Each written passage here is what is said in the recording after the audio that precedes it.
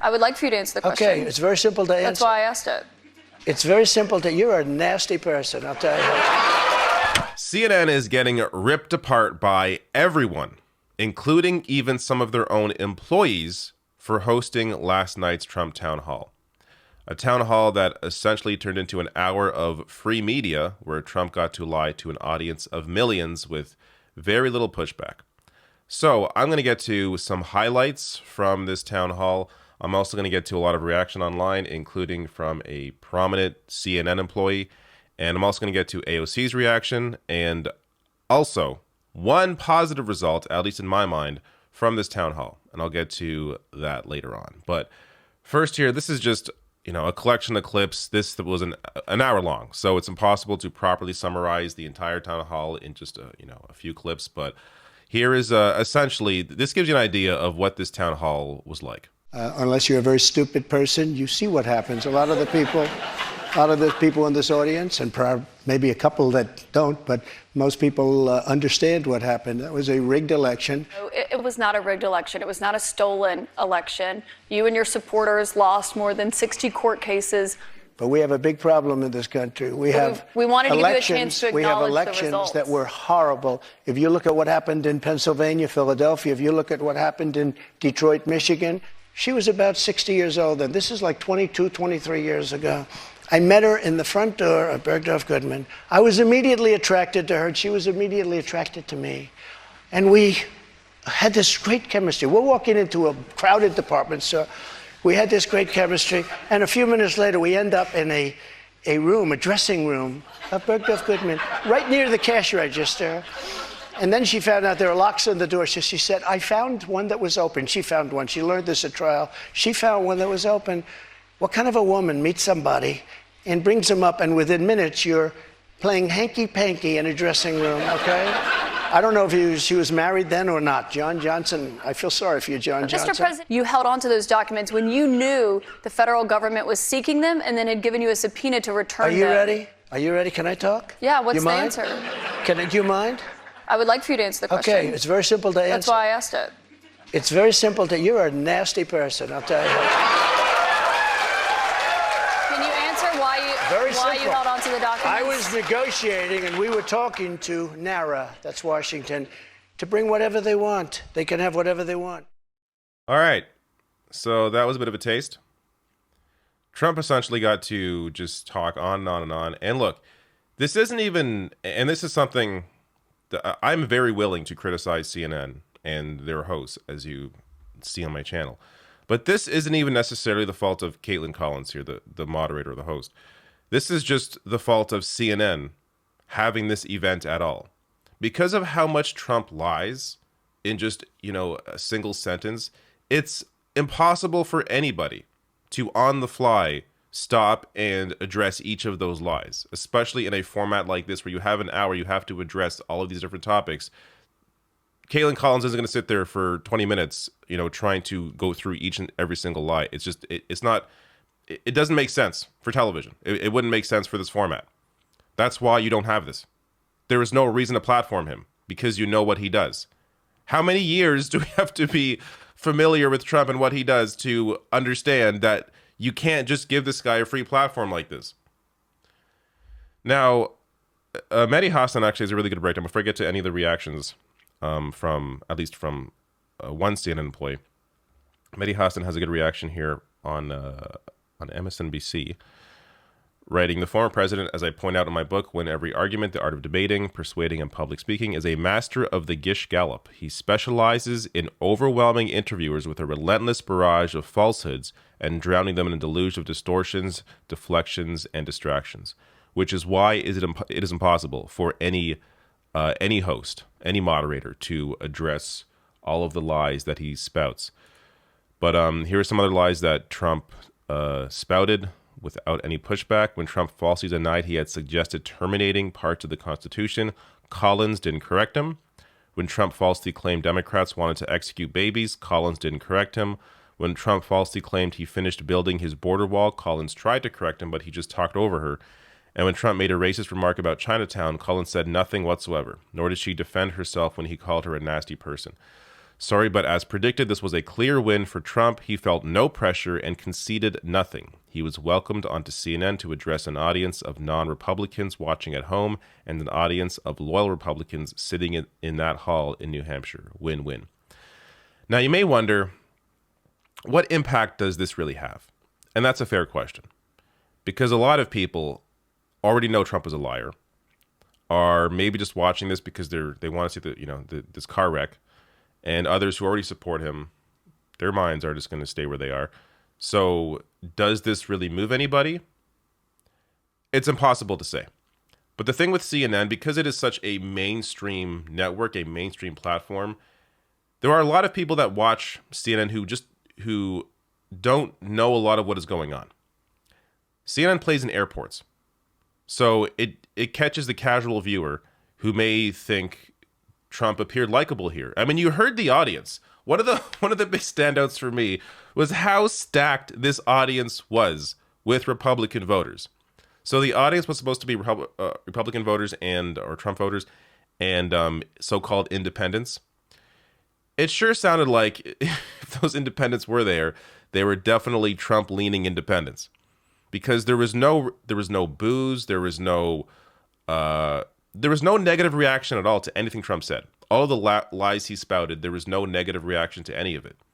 So a viewer watching at home, hearing the audience laughing, applauding all of his bullshit, all of his lies, that audience gets the impression in that moment that, hey, Trump is likable.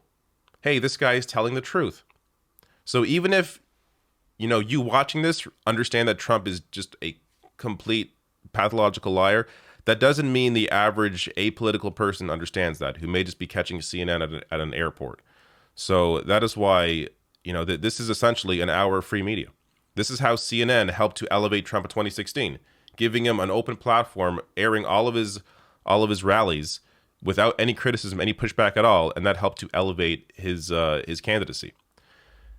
Now, there is some off-the-record reactions from CNN employees to this town hall. Justin Baragona here of the Daily Beast says here, immediate reaction from a CNN on-air personality to me just now on this Trump town hall. Quote, "It is so bad. I was cautiously optimistic despite the criticism. It is awful. It's a Trump infomercial. We're going to get crushed." Another CNN employee reaction. A staffer reacts following the end of the Trump town hall. Quote, "One of the worst hours I've ever seen on our air." So, of course, you're going to see very few CNN employees publicly say any of this because they're afraid of, repercussions. But there was one, which I'll get to in just a second. I just want to respond to some of these CNN staffers who were surprised by this. Juniper tweeted out, "All these tweets from CNN people are confusing to me. We have known Trump politically for 7 years. How did you not know he would do precisely the thing he did the last 7 years?" And that's what I said earlier. How did you not know this was coming? This is clearly what Trump was going to do, and he did it, and he was successful in doing it.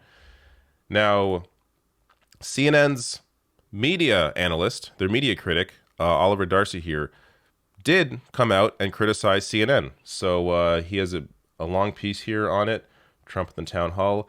I'm not going to read through the whole thing, but I'll just give you, the top line here. "It's hard to see how America was served by the spectacle of lies that aired on CNN Wednesday evening." And he goes deeper into it. He does defend Caitlin Collins, as I would expect him to, but he essentially criticizes the idea of having him in this town hall at all, because he just, as he writes, Trump frequently ignored or spoke over Collins throughout the evening as he unleashed a fire hose of disinformation upon the country. So it's just, there was no benefit for CNN to do this, and it's good to see. The media critic is the one person that's maybe allowed to voice this opinion because it is their job to be critical of the media, but you're not going to see many other CNN employees come out and criticize the platforming of Trump's BS here. There was also people who thought this was a good idea and realized when it happened that it wasn't. Again, going to the point that how did you not know this was a terrible idea? But this piece here, CNN's Trump town hall turns into a Trump rally. So it was written by Tom Jones. This is another media critic. He writes here, "To be clear, I supported CNN's choice to have Trump on the air. He's the former president and the leading candidate to be the Republican nominee for president in 2024. If a legitimate news network can't ask him tough questions, who will? I wrote that CNN absolutely should have him on its air. But the critics were right. This turned out even worse than what I thought a worst-case scenario would be. When you have someone who doesn't play by the rules of truthfulness and honesty and fully answering questions, there is no chance for accountability or productive conversation. Again, look, I'm glad these people are admitting this was a terrible idea, but how did you think this was a good idea? Especially if you are a media critic. This is your job. You didn't realize that this is what Trump has done his entire life? Like, it took this town hall for you to realize this?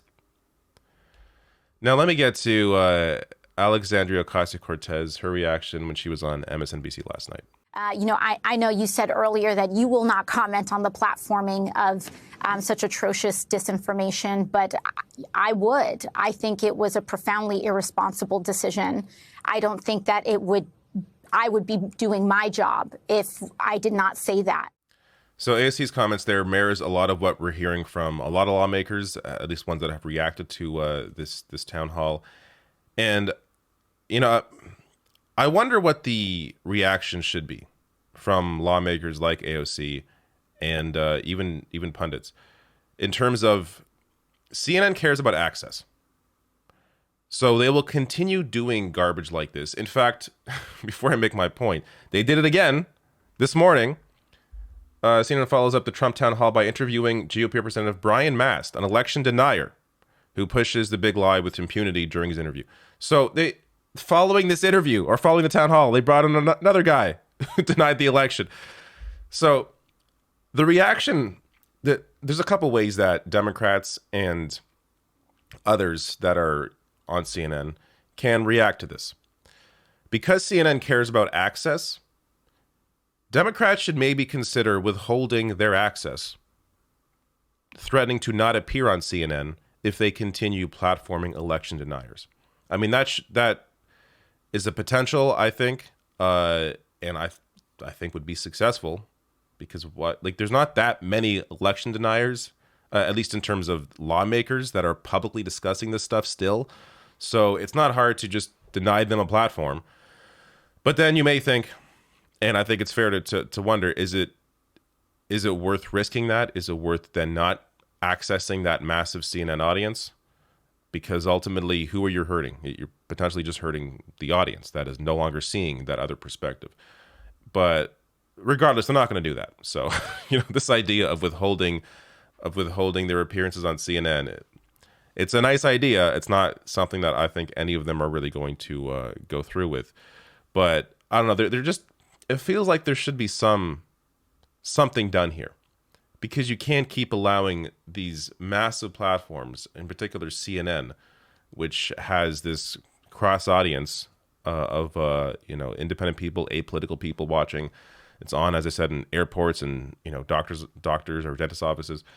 So there's ways to, I think, potentially address this, but there I don't think is from what I've seen, any clear solution to trying to fix this problem. Now, I do want to show you one last thing. This is the thing that I view as a positive result from the town hall, and that's Kaitlan Collins continuing to hammer Trump on abortion, and Trump not willing to give a clear answer. And I think this spoke a lot about what Trump is willing to do if he gets into power again. But this exchange is about 5 minutes, but I'll just play this minute as it summarizes it well. Would you sign a federal abortion ban into law? What I'll do is negotiate so that people are happy. Just to be clear, Mr. President, you would sign a federal abortion ban into law. I said this. I want to do what's right, and we're looking But to I think do this that. is a really important question for you to answer, because this is something every Republican, including those who are running against you for the nomination, are being asked about, is would you sign a federal abortion ban into law? And many of them are going to give you the same answer as I am. First of all, I am honored to have done what I did. If they send it to your desk, would you sign it? Some people are at 6 weeks. Some people are at 3 weeks, Where's 2 President weeks. Trump? President Trump is going to make a determination what he thinks is great for the country and what's fair for the country. I just want to give you one more chance, though, because you did not answer whether or not you'd sign a federal abortion ban or how many weeks into pregnancy you believe abortion should be banned. Yeah, but I've Can you given answer either I've of those given you tonight? the answer probably 4 times already. Which one I'm is it, looking, though? I'm You have an looking at answer? a solution that's going to work. Very complex issue for the country. It's a very easy question to answer, and he is unwilling to answer it. So that means the answer is, of course, he would sign a federal abortion ban into law. Of course. Why wouldn't he? All he does is serve his base. The reason why he doesn't want to be clear here is because he knows how unpopular that is on a national scale. But when it comes down to it, if he's in power again, absolutely he will sign it. So this was, I guess, the one positive in my mind, because we got a little clearer picture on just how afraid Trump is of discussing this issue, and how I think this is one of the main points that Democrats, I think, should continue hammering on, because it is a clear separation between them and Republicans, and there's also a clear separation between what is popular and what isn't on this issue. People like abortion rights, including Republicans. So it's not going to help. It may help Trump in a primary because, you know, how crazy the mega base is. But when it comes to a national discussion, it's not going to help him. And I think it's very important for Democrats to be aware, and for all voters to be aware of that issue and where Trump stands on that, or is unwilling to be clear about where he stands, but it's clear where he does stand. But ultimately, yeah, this was a waste of time. This whole Trump town hall. We've seen this 1,000 different ways. Trump rallies. This was essentially a Trump rally with a CNN moderator interjecting where she could. But there is no reason to platform his BS, because all it does is help to launder it.